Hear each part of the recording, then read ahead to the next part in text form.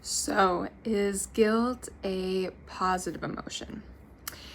Guilt is not positive in the sense that it feels good. It doesn't bring us joy or ease, but it is what we call a pro-social emotion, an emotion that has evolved with us to signal that something is important. It lets us know when we may have done something that threatens connection or disrupts our relationship with others. So, for example, you tell your friend you're going to meet her at 6 o'clock to go to the movies, and when 6 o'clock rolls around and you decide to bail, maybe you just don't feel like going anymore or something else has pulled your attention away, and you feel a little guilty for bailing. And the truth is, you should feel a little guilty, not as punishment, but as awareness, because in that moment, you may have done something that hurt your friend's feelings. And what we want to learn is how to, catch ourselves before guilt turns into shame. So guilt says, I have done something I wish I hadn't done. Shame says, I'm bad. And that distinction, it matters, because guilt, when we can stay with it and really listen to it, it becomes something almost beautiful.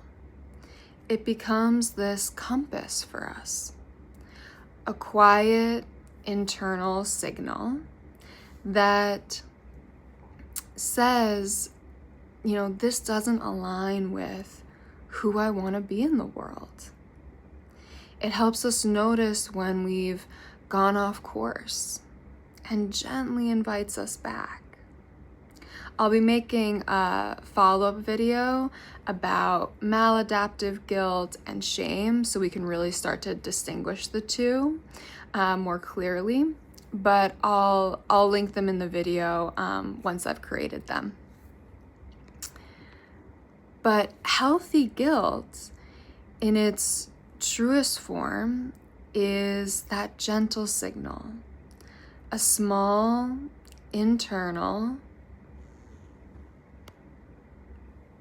beacon that says, pause, notice, and maybe correct course. And when we can, stay with it without collapsing into shame or pushing it away, it becomes something powerful. It becomes one of the ways we remain in relationship with others. The truth is, if we didn't feel guilt, we would be psychopaths. So guilt has this really important role in this human system. And it's not through perfection, but through repair. Not through never getting it wrong, but through the willingness to see that maybe we have. And this is often where, psychotherapy becomes so meaningful. Because in therapy, guilt is not something to get rid of or to override. It is instead something to slow down with, to help clients understand, to bring it into relationship. As a clinician, we often sit with someone as they begin to untangle, what is actually mine to hold and what is not. There is guilt guiding me, or where is guilt guiding me towards repair? And where has it become something heavier or more distorted or more punishing? And over time, something very, human can emerge in that space.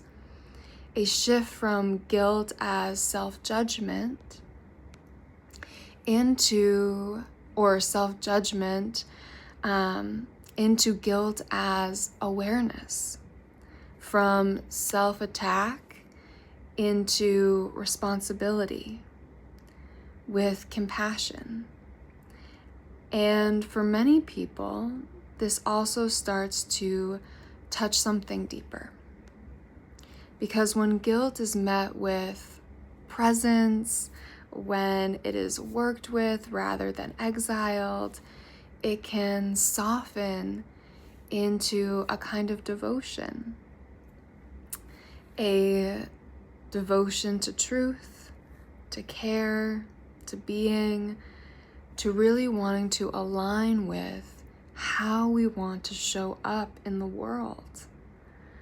And in that sense, what we are really practicing is not just emotional regulation or interpersonal effectiveness, but a kind of spiritual honesty with ourselves.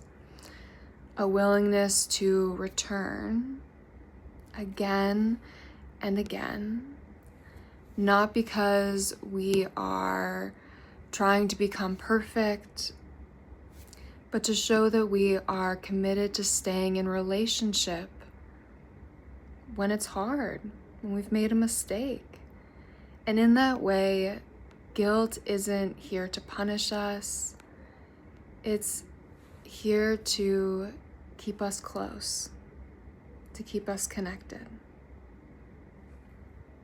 As always, thank you so much for your time, your attention. You know what to do if you've got questions or comments. Just let me know.